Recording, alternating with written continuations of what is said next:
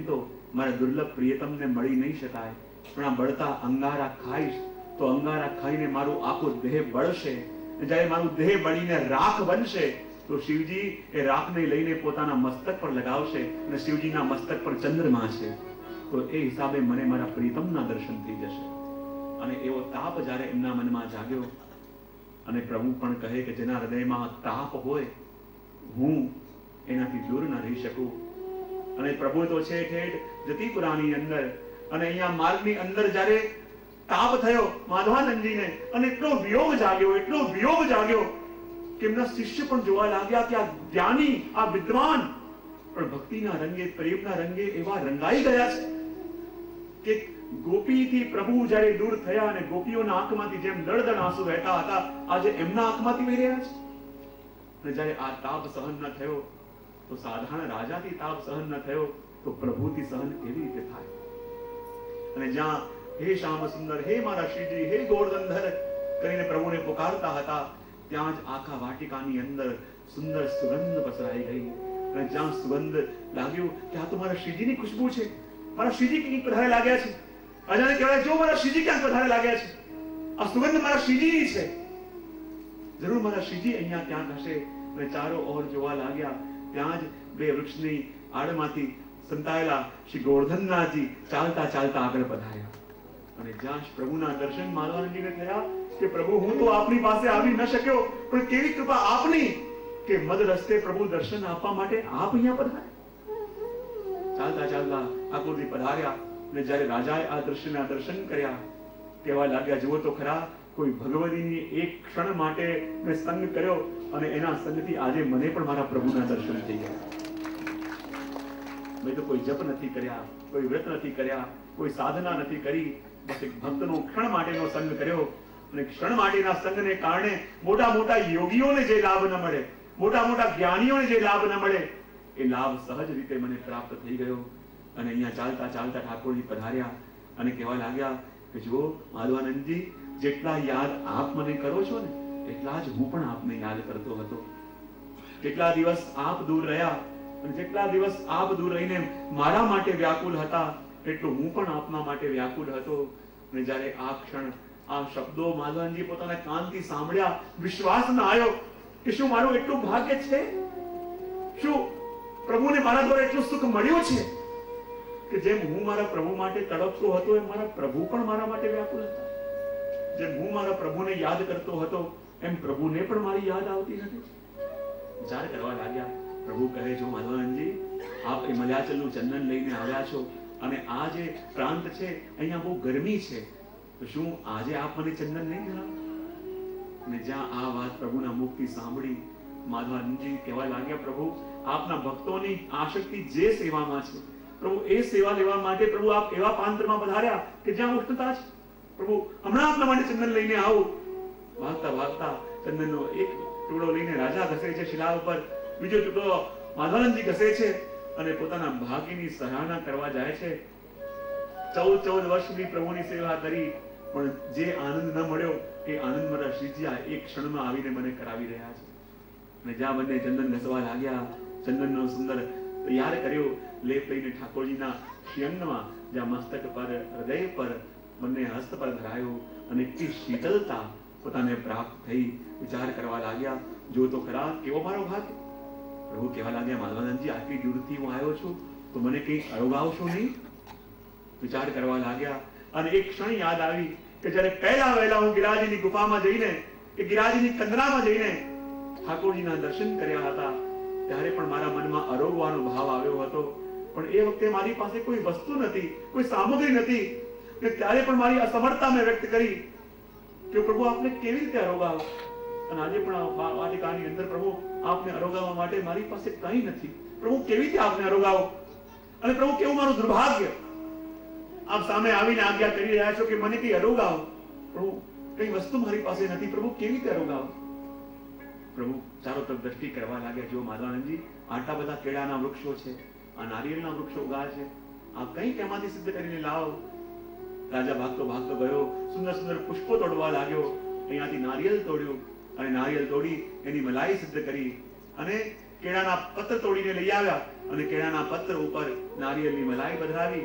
એક કેળાના પત્રનો દોનો બનાવ્યો અને એક દોનામાં મલાઈ ભરી, એક દોનામાં નારિયેળનું મીઠું જલ ભર્યું અને બીજા દોનામાં કેળા સિદ્ધ કરી એના ટૂંક ભર્યા અને બંને દોના લઈને અને ઠાકોરજીની સમક્ષ આવ્યા. માધવાનંદજી કે કૃપાનાથ અરોગ, કૃપાનાથ આપને અરોગાવવા માટે જેમ હું મંદિરની અંદર આવતો તો પ્રભુ ભોગની પાઠ પધરાવતો, એમાં ભોગ સાજતો, પણ અહીંયા તો પ્રભુ નથી એ રાજભોગની પાઠ, નથી એ સામગ્રી. પ્રભુ આપને ભોગ ધરું પણ ક્યાં ધરું?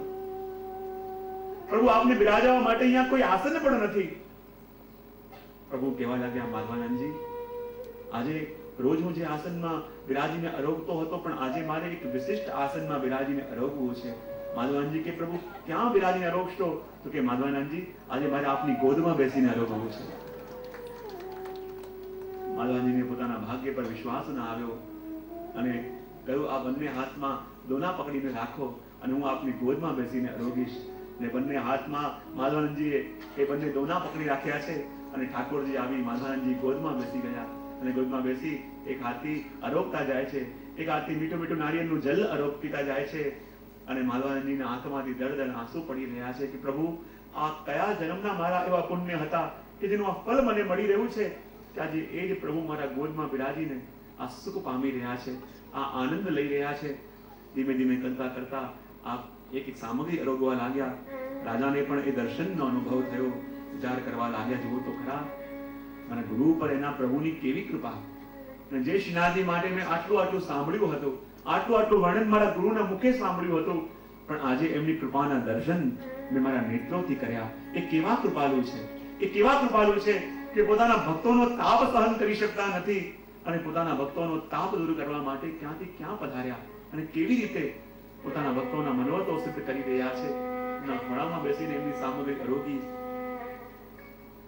પ્રભુ કહેવા લાગ્યા, જો માધવાનંદજી આ બધી સામગ્રી મેં અરોગી લીધી છે અને હું તમને દર્શન આપવા માટે ઠેઠ અહીંયા આવ્યો છે. તમે જ્યારે મને છોડીને જતા હતા અને એ વખતે તમારા મનમાં વિચાર આવ્યો હતો કે પ્રભુ આ દર્શન મારા આપના અંતિમ દર્શન છે, એવું જીવતો અહીંયા પાછો નહીં આવું. ત્યારે મેં પણ આપને મનોમન વચન આપ્યું હતું કે માધવાનંદજી यदि आप मारा दर्शन करवा नहीं આવી શકો તો હું સ્વયં ચાલીને આપને દર્શન આપવા માટે આવીશ. અને આજે મારું મેં એ આપેલું વચન આપને નિભાવ્યું છે. પણ એક વાત મારે આપને કહેવી છે, આપની આશક્તિ ચંદન ધરાવવામાં છે, પણ વ્રજ તો હિમાલયની પાસે છે. પુષ્ટકાળમાં આપ ચંદન ધરાવો તો મને સુખ થાય, પણ શીતકાળમાં જ્યારે શીત લહેરો ચાલતી હોય, ખૂબ શીતતા સર્વત્ર વ્યાપેલી હોય અને એ વખતે જ્યારે આપ ચંદન ધરાવો છો તો મને બહુ શ્રમ પડે છે. પણ હું એ પણ જાણું છું કે આપની આશક્તિ ચંદન ધરાવવામાં વિશેષ, તો હું આપને આપની આશક્તિની સેવા છોડવાનું કહેતો નથી, પણ હું એટલી આપને વિનંતી કરીશ કે આપે તો મને ખૂબ લાલડાયો છે, પણ એક વાત આપ મારી માનો, આપ પાછા મલયાચલ પધારો. કારણ કે આપની આશક્તિ ચંદન ધરાવવાની સેવામાં છે અને મારું એક સ્વરૂપ મલયાચલમાં જ વિરાજમાન છે, જેનું નામ છે હેમગોપાલ. અને હેમગોપાલ સ્વરૂપે હું જ ત્યાં બિરાજું છું અને ત્યાં ચંદનના વનોની વચ્ચે મંદિર છે મારું, અને સ્વયં ઇન્દ્ર આવીને ત્યાં મારી રોજ સેવા કરે છે. અને ત્યાં હરેક ઋતુઓની અંદર ત્યાં ઉષ્ણકાલ વાતાવરણમાં હોય છે અને ત્યાં હું 12 મહિના ચંદન ધરાવું છું અને ચંદનના જ વાઘા મારે આવે છે. તો હું આપને વિનંતી કરું છું, આપ અહીંયાથી પાછા હેમગોપાલજી પધારો અને ત્યાં જે મારું સ્વરૂપ હેમગોપાલજીનું છે, આપની ચંદન ધરાવવાની સેવા કરો. અને જે વસ્તુનો વિચાર માધવાનંદજી કર્યો હતો કે હવે મારે પાછા શ્રીનાથજીના મંદિરમાં ક્યારે જવાનું નહીં થાય, અને એ જ થયું. શ્રીનાથજીની ઈચ્છા શિરોધાર કરીને પોતે ત્યાંથી યાત્રા વળતી મૂકી શ્રીનાથજીને દંડવત કરીને પાછા પધાર્યા. હેમગોપાલજી અહીંયા જેવા માધવાનંદજી ગયા, અહીંના શિષ્યો વિચાર કરતા હતા મંદિરમાં જવાનો, પણ કૃષ્ણદાસજી જઈને ગુસાઈજીના પત્રો લઈ આવ્યા, રાજકારભારીઓને પત્ર સોંપ્યા અને ધીમે ધીમે એમને દૂર કરવા લાગ્યા. પણ એમને દૂર કરીને રાખવા કોને? ગામે ગામ ફર્યા અને જેટલા પણ સાચોડા બ્રાહ્મણો હતા એ સાચોડા બ્રાહ્મણોને ભેગા કરવા લાગ્યા. કારણ કે શ્રીનાથજીની સેવા કરવાની જ્યારે આવશે તો અમને પ્રભુની પહેલ કરવી પડશે, અમને પ્રભુની સેવા આગળ વધારવી પડશે. ને કોણ કરશે, એ ક્રમ કેવી રીતે આગળ ચાલશે, એ બધી વિચારણા થવા લાગી. ઇતિજીને લાગ્યું કે હવે મારો અહીંયાનો સેવાનો ક્રમ પૂરો થયો છે અને પોતે ધીમે ધીમે આગળ પધારી ગયા. અને અહીંયા શ્રીનાથજીને લાગ્યું કે હવે આ જ મોકો છે કે મેં કરીને હવે આ સેવાનો બધો વ્યવસ્થા પોતાના હાથમાં લઈ લેવી જોઈએ. ને જ્યાં આ વાત સાંભળી તો કઈ મુખ્યાજી તો દૂર ગયા છે, હવે મુખ્યાજી કોણ આવશે? શ્રીનાથજી કે એની ચિંતા પણ ન કરો, બધી તૈયારી થઈ રહી છે. અને જે તૈયારી થતી હતી ત્યાં જ કૃષ્ણદાસજીએ બધા સાચોરા બ્રાહ્મણોને બોલાવ્યા અને જેટલા પણ રુદ્રકુંડની અંદર બધા રહેતા હતા માલવાનજીના શિષ્ય એમને બોલાવ્યા અને બોલાવીને કહ્યું કે આટલા આટલા શિંગાર, આટલા આટલા આભૂષણો, આટલા આટલા બધા ચાંદી સોનાના વાસણો હતા, એનો હિસાબ ક્યાં છે? અને જ્યાં હિસાબ આપવામાં માંગવામાં આવ્યો, હિસાબની ચર્ચા કરવામાં આવી ને ત્યાં ઉગ્ર બોલાચાલી થઈ.